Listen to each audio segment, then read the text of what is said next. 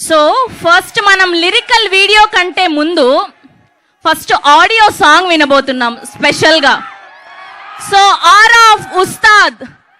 So ఆయన మేనరిజంకి కోట్లాది మంది ప్రజలు అభిమానులు ఉన్నారు. ఆయన మేనరిజంకి ఒక లెగసీ ఉంది. ఆయన మేనరిజంకి ఒక కల్ట్ ఫాలోయింగ్ ఉంది.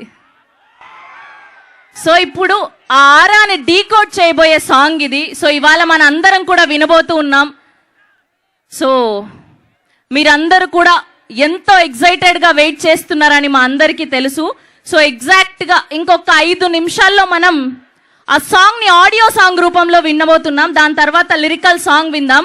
సో మీరందరూ కూడా కౌంట్ డౌన్ స్టార్ట్ చేస్తే ఎగ్జాక్ట్గా మనం ఒక 5 నిమిషాల తర్వాత సాంగ్ స్టార్ట్ చేద్దాం. సో ఈలోపు మనం కొన్ని పవన్ కళ్యాణ్ గారి డైలాగులు చెప్పుకుందాం. ఏమంటారు? ఎవ్వరు కూడా మెస్ చేసుకోకుండా హ్యాపీగా చెప్పుకుందాం. ఓకేనా? మైక్ ఒకటి ఇవ్వండి అమ్మా. ఇక్కడ ముందు ఇక్కడ నుంచి వస్తాం, దాని తర్వాత ఇటు ఒకటి అటు. ఓకేనా? అసలు మా అమ్మాయిలు ఏమాత్రం తగ్గట్లేదు.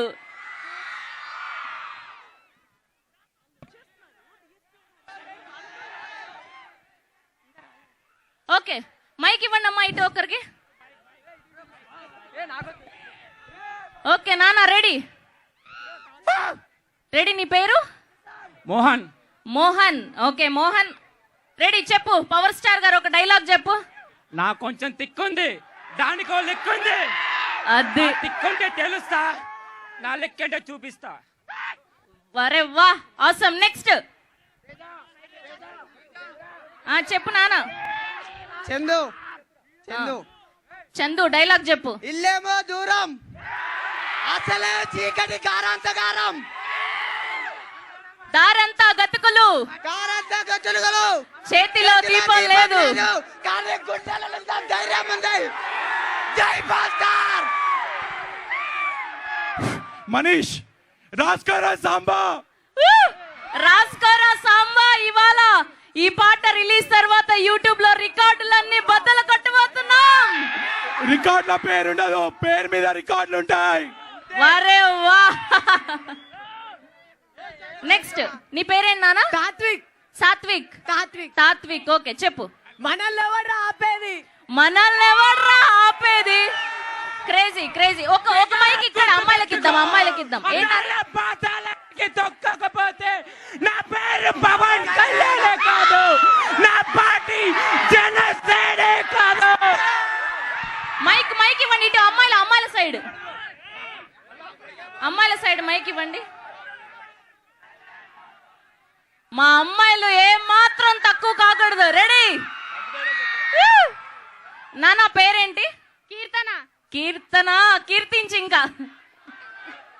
చూడప్ప సిద్ధప్ప, నేను సింహం లాంటోని. అది గడ్డం గీసుకోదు, నేను గీసుకుంటాను.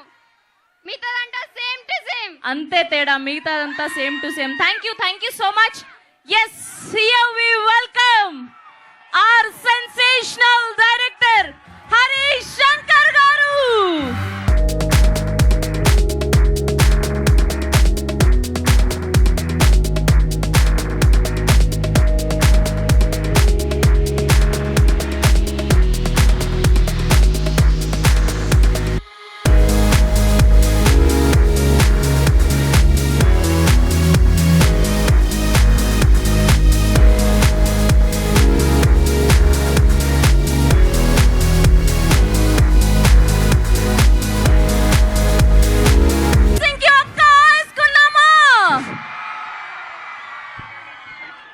సో మనందరం భక్తులమైతే హరీష్ శంకర్ గారు గురుస్వామి లాంటి వాళ్ళు అనమాట.